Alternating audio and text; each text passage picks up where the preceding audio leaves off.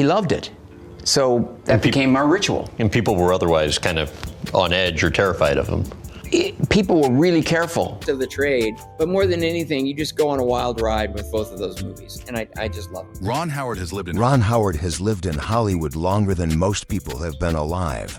He started as Opie on the Andy Griffith Show when he was just 6 years old. By the time he directed his first film, he had already spent 2 decades watching how great performers operated on set.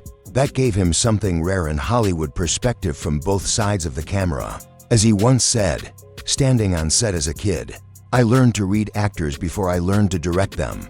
While many directors studied film theory or stage technique, Ron Howard studied survival. He learned how legendary performers handled pressure, fame, and the brutal honesty of the camera.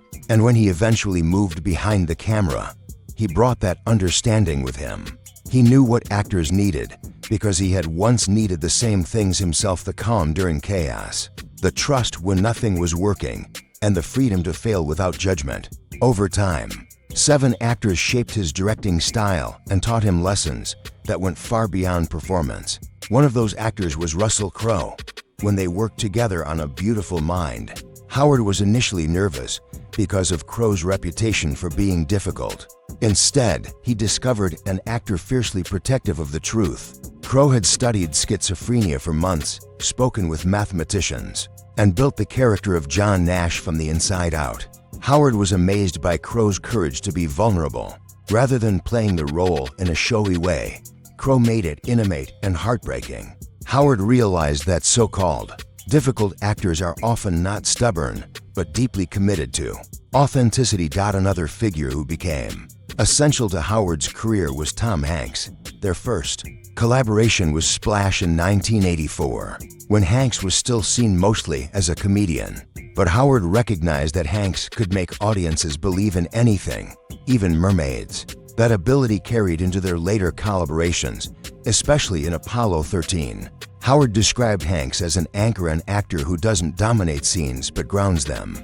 His restraint in playing real-life astronaut Jim Lovell made the danger of space travel feel more real. After 5 films together, Howard and Hanks developed a shorthand that required little more than a nod to communicate.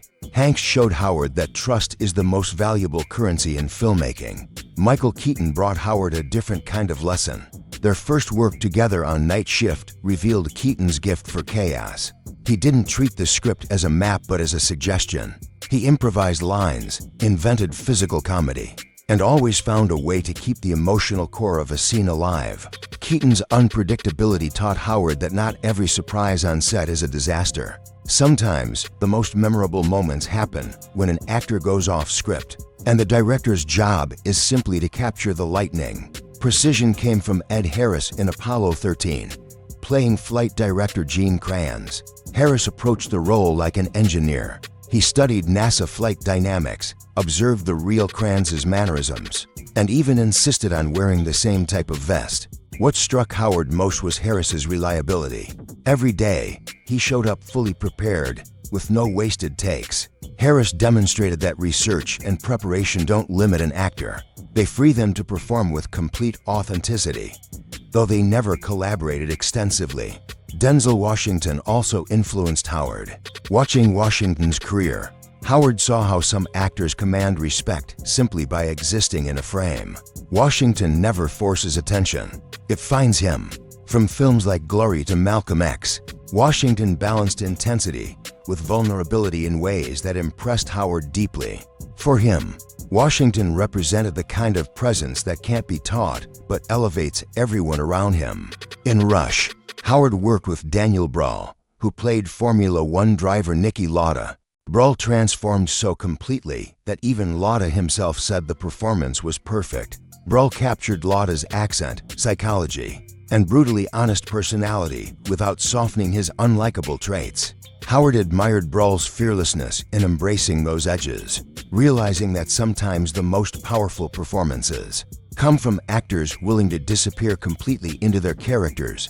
Finally, there was Anthony Hopkins. Though Howard has admired him mostly from afar, Hopkins taught him perhaps the greatest lesson.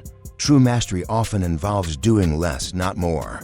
Hopkins could communicate entire emotional landscapes with the smallest flick of his eyes. His preparation method, memorizing lines hundreds of times until they became natural thought, allowed him to deliver performances that felt spontaneous and alive. For Howard, Hopkins was proof that the highest level of acting is when audiences forget they are watching a performance at all. From Russell Crowe's intensity to Tom Hanks's trust, from Michael Keaton's chaos to Ed Harris's precision, from the commanding presence of Denzel Washington to the fearless transformation of Daniel Brawl, and finally, the effortless mastery of Anthony Hopkins.